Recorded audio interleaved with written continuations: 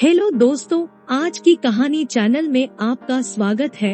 अगर ये कहानी आपको पसंद आए तो प्लीज लाइक करें और चैनल को सब्सक्राइब करें। राधा जी एक आम मध्यम वर्गीय परिवार की मुखिया थी। वे अपने बेटे शुभम और बहू मनीषा के साथ रहती थी। एक बेटी सीमा थी जो कि शादी के बाद अमेरिका में बस गई थी। राधा जी के पति की मृत्यु बहुत पहले ही हो चुकी थी। शुभम और मनीषा की शादी को 5 साल हो गए थे, लेकिन अब तक उनकी कोई संतान नहीं थी। राधा जी की बहू मनीषा भी जॉब करती थी, जो कि राधा जी को बिल्कुल भी नहीं सुहाता था।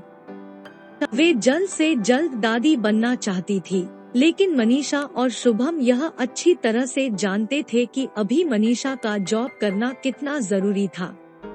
तो राधा जी अपने बेटे शुभम से इस बारे में बात करती तो शुभम किसी न किसी बहाने से बात को टाल देता था।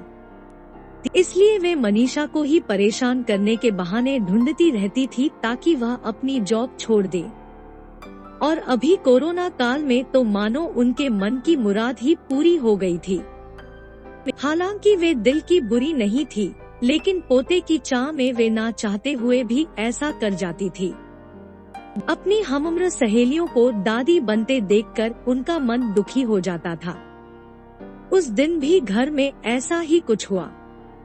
ऑफिस में काम की वजह से मनीषा देर तक सोती रही और राधा जी को अच्छा खासा मौका मिल गया। ये क्या बहू, अभी तक सो रही हो? पता है सुबह के 10 बज गए हैं। शुभम भी बेचारा कब से उठकर ऑफिस के काम पर लग गया है और तुम हो कि अभी तक सोई पड़ी हो। चलो अब उठकर सबके लिए चाय नाश्ता बना लो। मुझसे कुछ हो नहीं पाता है, वरना मैं तो तुम्हारे भरोसे कभी ना रहती, खुद ही सब कर लेती। सॉरी मां जी, वह देर रात तक काम चलता रहा, इसलिए सुबह सुबह ही सो पाई थी, इसलिए समय का पता ही नहीं चला। आप चलिए, मैं अभी जल्दी से आती हूँ। हाँ हाँ ठीक है, मेरा कुछ नहीं, पर शुभम को देख लो, उसे कुछ चाहिए तो नहीं?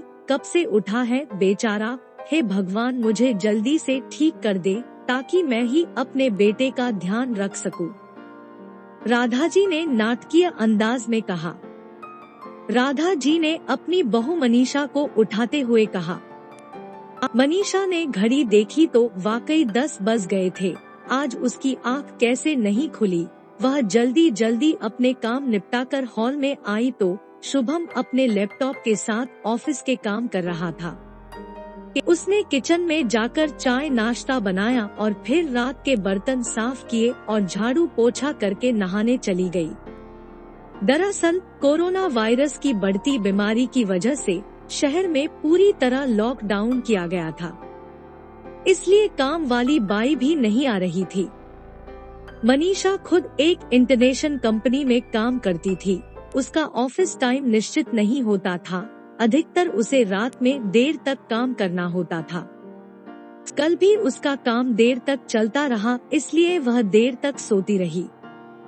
मनीषा नहाकर आई तो देखा कि उसकी सास अपने कमरे में अपनी सहेली से फोन पर बात कर रही थी। बातचीत में अपना नाम सुनकर मनीषा सास की बात सुनने लगी। अरे शारदा, तुम भी अपनी बहू को ज्यादा सर पर मत बैठाओ। बहू को ज्यादा उड़ने दोगी तो कल को अपनी नौकरी के चक्कर में वह तुम्हें ही घर की नौकरानी बनाकर छोड़ेगी। मैं तो भाई शुरू से ही मनीषा के नौकरी करने के खिलाफ थी। अब करे नौकरी शौक से, पर साथ साथ घर के काम भी करे। मैं तो बदन दर्द का बहाना बनाकर बैठ जाती हूँ, नहीं तो सारे काम का बोझ मेरे सिर पर आ गिरता। मैं कोई मुफ्त की नौकरानी थोड़े ही हूँ। मैं तो कहती हूँ तुम भी यही किया करो। सास की बात सुनकर मनीषा की आंखों में आंसू आ गए। वह जिस सास को बीमार समझकर उनकी दिन रात सेवा करती है, उन्हें एक गिलास तक उठाने नहीं देती है, सारा दिन घर का और रात को ऑफिस का काम करके थकान से चूर होकर भी उफ तक नहीं करती, उसका यह फल मिला है उसे। माना वे मेरी नौकरी के खिलाफ है, मगर यदि घर की किश्त नहीं होती तो वह भी कभी नौकरी नहीं करती। शुभम का बोझ कम करने के लिए ही तो वह नौकरी कर रही थी। खैर अभी के मुश्किल समय में वह सास से किसी भी बात पर बहस नहीं करना चाहती थी जिससे घर का माहौल खराब हो, इसलिए वह उनकी बात को नजरअंदाज करके वहां से चली गई। लेकिन उसकी नजरों में राधा जी की इज्जत जरूर कम हो गई थी। दूसरे दिन सुबह सुबह राधा जी की बेटी सीमा का अमेरिका से फोन आ गया। सीमा की सास उसके पास अमेरिका आई हुई थी। आदत के अनुसार राधा जी ने जैसे ही सीमा की सास की बुराई करनी चाही वैसे ही सीमा ने उन्हें डपट दिया।